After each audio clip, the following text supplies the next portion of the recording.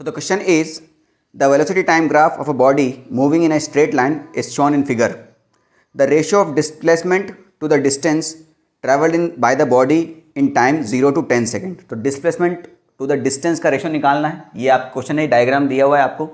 0 से 10 सेकेंड के बीच में ही निकालना है. टाइम भी देना, उसका भी एक मतलब होता है. जैसे मान लीजिए उन्होंने दिया होता 2 से लेकर 10 सेकेंड तक, तो 2 से लेकर 10 सेकेंड की बात करते, इस वाले ग्राफ का कोई मतलब नहीं रहता. बात समझ में आ गई. अब मुझे वेलोसिटी टाइम ग्राफ दिया हुआ है, मुझे निकालना है डिस्टेंस और डिस्प्लेसमेंट.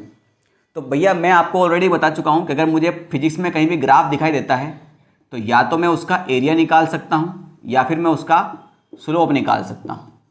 ग्राफ आपका कुछ ऐसा है, यहाँ पर कोई एक्स फिजिकल क्वांटिटी होगी, यहाँ पर कोई वाई फिजिकल क्वांटिटी होगी. तो एरिया क्या होगा बेटा आपका, वाई एक्सिस पर जो भी फिजिकल क्वांटिटी है इंटू एक्स एक्सिस पर जो भी फिजिकल क्वांटिटी है. बात समझ में आ गई. और स्लोप क्या होगा आपका, वाई एक्सिस पर जो भी फिजिकल क्वांटिटी है डिवाइड बाई एक्स एक्सिस पर जो भी फिजिकल क्वांटिटी है. समझ में आएगी बात. अब वेलोसिटी टाइम ग्राफ ले लो, इसको स्पीड टाइम भी बोल सकते हैं क्योंकि इसने डिस्टेंस पूछा है ना, तो डिस्टेंस तो आपको स्पीड टाइम से मिलेगा. एरिया की बात करें हम तो ये हो जाएगा आपका स्पीड इंटू टाइम, या फिर इसी को मैं मान के चलूँ तो यही आपका वेलोसिटी इंटू टाइम है. ठीक है, चलिए. अब स्पीड इंटू टाइम क्या होता है, डिस्टेंस. भाई इसको मैं डिस्टेंस डिवाइड बाई टाइम लिख सकता हूँ ना, तो टाइम से टाइम खत्म हो जाएगा, तो ये हो जाएगा आपका डिस्टेंस, और इसी प्रकार ये हो जाएगा आपका डिस्प्लेसमेंट. अगर मैं स्लोप देखता हूँ तो ये हो जाएगा speed divide by time. Speed divide by time कोई फॉर्मूला नहीं होता, मगर वेलोसिटी डिवाइड बाई टाइम होता है. ये एक्सलेशन हो जाएगा. इनिशियल वेलोसिटी 0 मान लो तो v minus you divide by T के हिसाब से वो एक्सलेशन हो जाएगा. तो यानी वी टी ग्राफ का एरिया तो आपको डिस्टेंस या फिर डिस्प्लेसमेंट देगा, स्लोप आपको एक्सलेशन देगा. मुझे क्या निकालना है, डिस्टेंस और डिस्प्लेसमेंट, यानी मैं इस ग्राफ का क्या निकालूंगा, एरिया निकालूंगा. तो डिस्प्लेसमेंट क्या है बेटा, एक वेक्टर क्वांटिटी है. इसका भी एक मतलब है कि जो लोअर इस एक्स से नीचे वाले जो ग्राफ होंगे, नीचे वाले ग्राफ का जो एरिया होगा वो नेगेटिव लिया जाएगा, मगर डिस्टेंस में वही एरिया पॉजिटिव ही लिया जाएगा, क्योंकि ये डिस्टेंस एक स्केलर क्वांटिटी है. तो एरिया भले आपके ग्राफ नीचे हो या ऊपर हो, उससे कोई फर्क नहीं पड़ता, उसको आप पॉजिटिव ही लेंगे. मगर डिस्प्लेसमेंट एक वेक्टर क्वांटिटी है, तो नीचे वाले ग्राफ का एरिया आपको नेगेटिव लेना पड़ेगा. ठीक है, तो शुरू करते हैं बेटा. अपन सारे सब कुछ स्क्वायर या फिर आपके रेक्टेंगल ही हैं, तो कोई ज़रूरत नहीं पड़ेगी बाकी इसकी.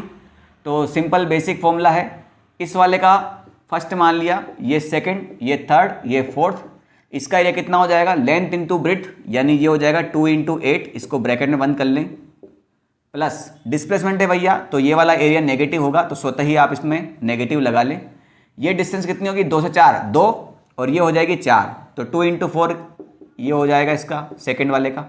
तीसरा वाला बेटा ऊपर है तो ये पॉजिटिव हो जाएगा. 4 से 8, 4, और ये 4, तो 4 इंटू 4, और ये वाला वापस नीचे आ गया, तो 8 से लेकर 10, 2 इंटू 4, 2 इंटू 4, सॉरी, जो भी है हिंदी इंग्लिश हो जाता है.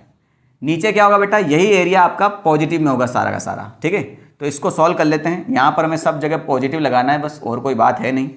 तो 8 तो 16, 16 और 16 32, माइनस 8 और 8 16, और यही आपका पॉजिटिव हो जाएगा, तो 32 प्लस 16, तो ये हो जाएगा आपका 16 डिवाइड बाई 48 कट गया बेटा, तो ये आ जाएगा आपका 1 डिवाइड बाई 3, यानी आंसर विल बी 1:3. ठीक है.